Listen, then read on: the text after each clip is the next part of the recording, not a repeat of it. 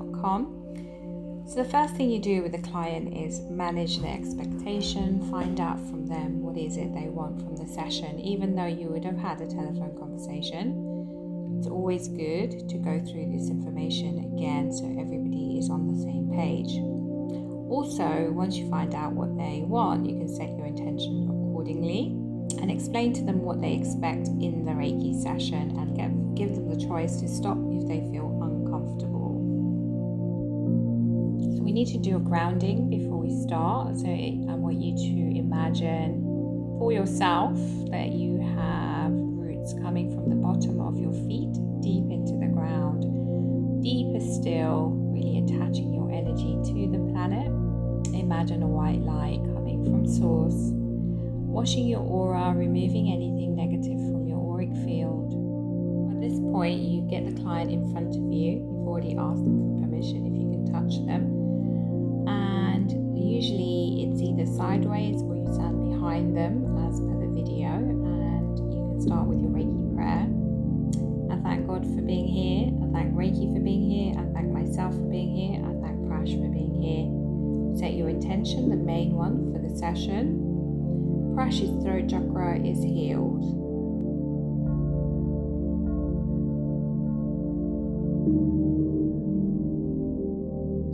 So with Reiki, we always start with the third eye. You place your hands on the third eye if you've agreed with the client that is okay with them.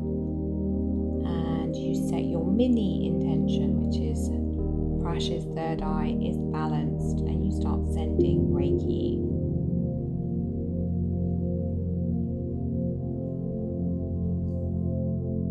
Now we just remember that when you're sending Reiki, you can use imagination if it helps you. You imagine white light coming into your crown chakra on top of your head. Imagine the white light coming through you into your heart chakra, into your arms and into your palms and into the client. If it distracts you, then don't worry, you don't need this. Sometimes people like to have an extra imagination. Throughout the whole thing, you're going to always remember that you're not using your own energy, that you're using universal energy. You also remember that you are a conduit, that you are not responsible for the healing. You are just acting as a conduit for Reiki energy. You're a channeler. You channel the energy to the person, and the person and their own innate healing abilities kicks in. So you're not taking responsibility per se. You are just acting as a conduit.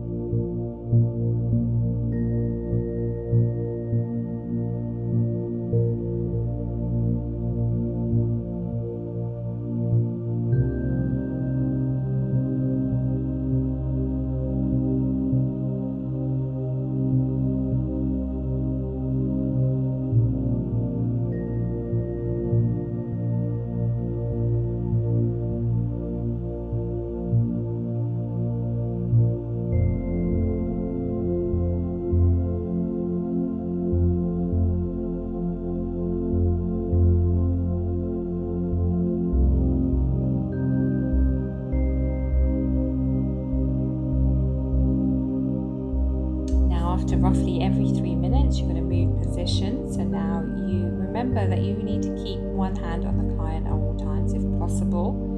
So gently move one hand from the third eye onto the throat, and then the other hand follows. And then you make the mini statement, Prash's throat chakra is healed.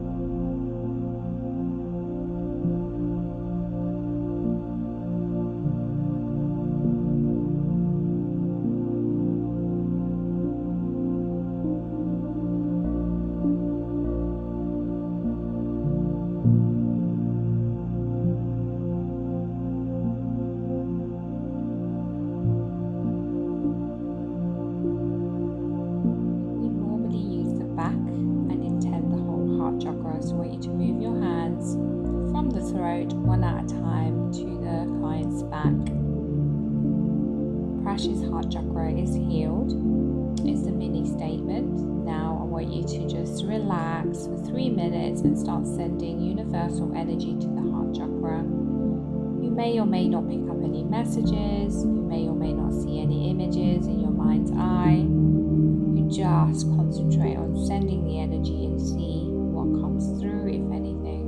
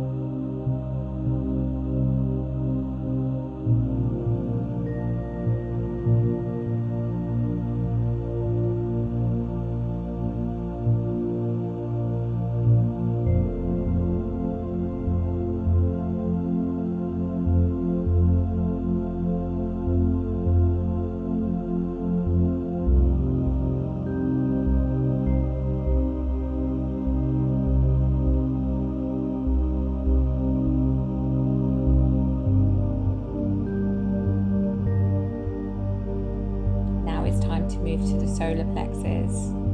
So again, you move one hand down to the middle of the back and the other hand follows. Be as comfortable as you can because you're going to stand there for 3 minutes. So if you have to adjust your position, please do so. And again, you're just channeling energy into their solar plexus. The solar plexus represents their identity, their self-worth. So make the mini statement, Prash's solar plex is balanced. And again, you're just channeling the energy. You're not using your own energy source. You're allowing Reiki energy to flow through you into the solar plexus.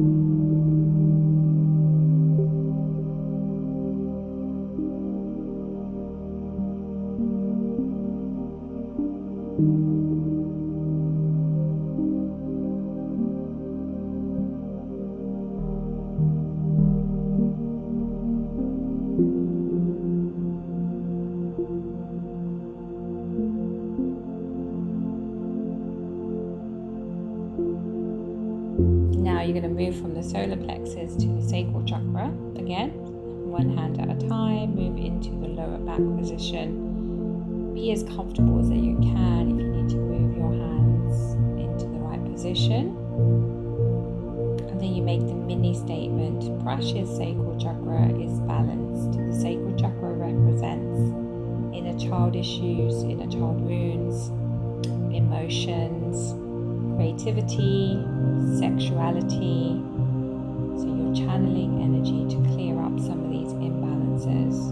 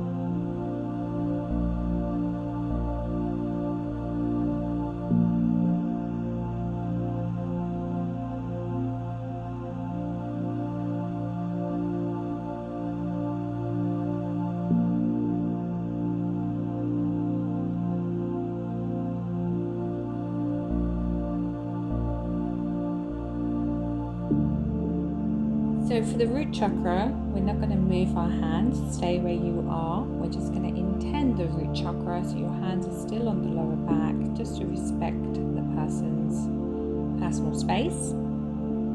So keep the hands where they are and just make the statement: Prash's root chakra is healed. And just channel the energy right to the bottom of the spine. And again, you just see, what do you pick up? And you're just focusing in on the energy. You can either imagine it if that helps you, or just allow the energy to flow through you. Things that you can pick up is imagery. So when you have your eyes closed, you can see maybe animals or imagery. Maybe take note of it if you do, or colors. Some people prefer to keep their eyes open, and that's fine as well. So whichever position you've taken, you may be able to pick up, feel things that you can feed back to the client. Okay, now to close off, we're going to do the closing prayer. I thank God for being here. I thank Reiki for being here. I thank myself for being here. I thank Prash for being here. I thank Dr. Rasui and the late Reiki lineage for being here. And thank Sneha for being here. So you do your gratefulness, and then you take a step back. So you let go of the lower back. Imagine a quick shower to wash your aura. And then you can start to sit with a client to give them some feedback. At this stage, you will feed back to the client and the client will feed back to you. I find it's easier to ask the client what they experienced. Maybe something, maybe nothing. There's no pressure on the client. You just ask the client, did you feel anything? Things like tingling, maybe you saw lights in your mind's eye, did you see some imagery? Even if you didn't, it's fine. And then they feed back. Some people do feel things and some people don't. Again, we're not going to be attached to what they say. They may ask you as well the meaning of things. A lot of people say in Reiki you don't have to give meaning, but I find that clients like some sort of feedback. So once a client has fed back to you, you go back to them and tell them what you felt, what you saw, and anything that you've picked up. Sometimes it may be really random, but it may be helpful or meaningful to the client. So do feedback anything you pick up and just have a proviso. I don't know if this is meant for you or not, but I saw X, Y, and Z. Also at this stage, you might be able to pick up which chakras are out of balance. So again, you tell the clients what chakras are out of balance, and then you give them extra advice on how to balance the chakras. You have that in your level 1 teachings online, so you can actually print that and read some of the things out to them or create your own. So once you have finished the feedback, you can give them tips on aftercare. So Reiki is a little bit like a detox, so they need to drink extra water. They may get emotional. They may have some extra pain in an area that they were trying to heal. So if they had bad throat, the throat could get worse because Reiki brings up things to heal. So just warn them in the next few days. They may feel a bit more emotional. They may need extra water. They may have some niggly side effects, nothing major. If there's anything major that comes up, obviously they should contact you. You can send them healing from afar. This does not always happen, so it's just something that you should offer your clients. Part of that, which we will suggest anyway, is to go and walk in nature, which helps grounding, helps the root chakra, but generally it helps them to balance their energy back. In some cases, people say do not have a shower that day. I'm of the ilk that you can have a shower towards the end of the day with Epsom salts, or have an Epsom salt bath. That normally sort of removes anything negative really, so they can do it if they feel like they need extra help. Then maybe have a bath or a shower using Epsom salts towards the end of the day. So once the feedback is done, you've taken care of your client, you have to cut the cord. You basically do a motion. It can be in the room or you can do it afterwards. It depends on the client. Sometimes I find it easier to do it after the client's left. You basically take your dominant hand and you do a cutting motion 3 times. 1, 2, 3. Take the etherical matter in your hands. Imagine that's the matter that makes up the etherical cord, and then throw it into a purple fire. And you can either do that in front of your client or after your client has left. As I said, my preference is after they've left. I normally also smudge the place with some sage. I wash my hands. So it's like hygienically cleaning. Like if you were a nail salon or masseuse, you would clean the space before another person came in. It's a similar thing, but we're doing it energetically. To follow up with the client, I normally give them a little bit of time. So maybe like the next day, if I had the Reiki session with them today, I'll send them a text message or a WhatsApp or an email to see how they are. Are they feeling anything coming up? And then I'll just send them a summary of the session. So it's always a good idea to make notes. Send them what chakras are out of balance. Really recommend some crystals. Just a few recommendations on top of what you did in the session. Okay, so well done. Congratulations. You finished your Reiki on somebody else. We need to do these practices in order to get the certificate and for you to progress to level 2.